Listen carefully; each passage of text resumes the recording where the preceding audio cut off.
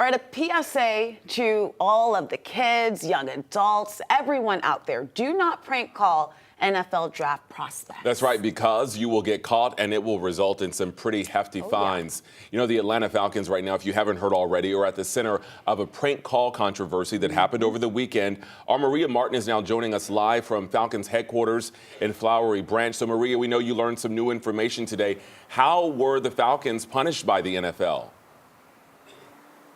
Well, Faith and Jonathan, after a really successful NFL draft by the Falcons, I'm pretty sure this is the last thing that they anticipated that they would be talking about. Their defensive coordinator, Jeff Ulbrich, issuing a very public and emotional apology today here from the team's facility about his son, Jax, who was involved in a prank call during NFL draft weekend. Jax actually obtained Shedeur Sanders' phone number from his father's unlocked iPad. He and his friends then went on to act as Saints general manager Mickey Loomis, and they pretended like they were drafting Shedeur in that moment. The good news in this scenario is that Shedeur ultimately did get drafted in the 5th round by the Cleveland Browns. You asked about what the punishment was. Well, the NFL is sending down a fine of $250,000 to the Falcons, $100,000 to Jeff Ulbrich. And during his apology this morning, he also made sure to mention that he is very sorry to both Shedeur and his family.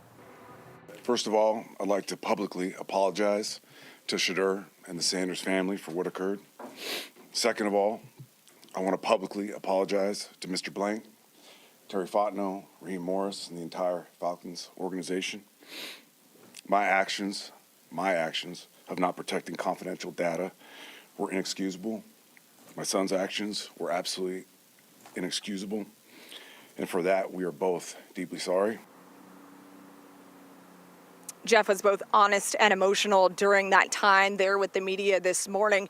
And he also made sure to let us know that he was first made aware of this after the NFL draft weekend was over. And his first course of action was to talk to Jax and make sure that he and Jax could issue their own apology to Shedeur and his family. That includes his father, Deion Sanders, who we all know is the Colorado head coach. He's an NFL Hall of Famer, but he also happens to be a part of the Falcons Ring of Honor. Jeff also told us they are not appealing this fine by the NFL in any way.